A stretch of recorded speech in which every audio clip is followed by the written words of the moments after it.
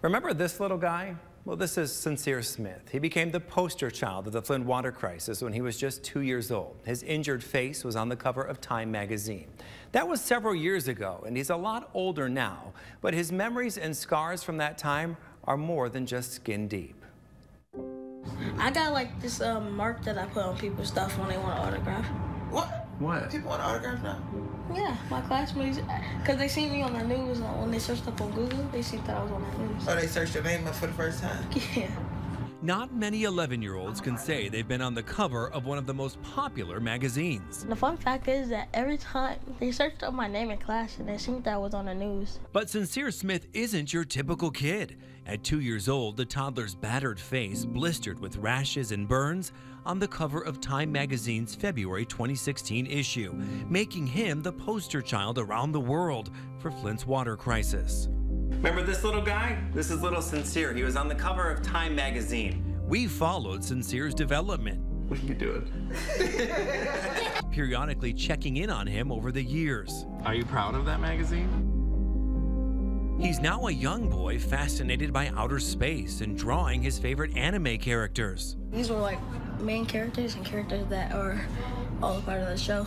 His innocent mind has filtered out the sheer scope of devastation from the crisis that infamously gave him notoriety. But his own painful memories have scarred his trust in water flowing from any faucet. His whole mindset and being not on the Time magazine, but actually like living through what's going on, I think it has altered his way of thinking, like even here. Sincere's mom, Ariana Hawk, still uses a filter on every faucet and keeps bottled water stocked in her home, a home now outside of the city in Flint Township.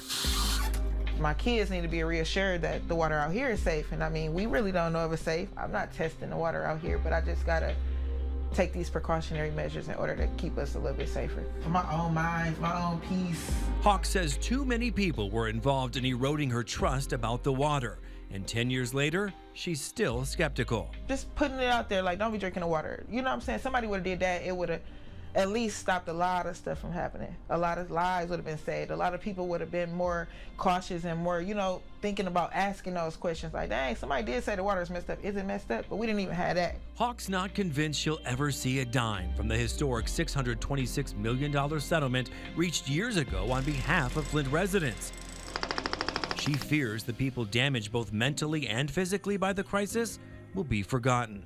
Nobody gonna be held accountable. I think it's just gonna be like it is. It's kind of like fading away. You know, it was an eyesore for the whole country to see this one little town going through this, and something that's essential as water had been taken for granted. And Sincere doesn't take for granted he was on Time magazine, but he rarely carries around his copy like he did when we talked to him 4 years ago.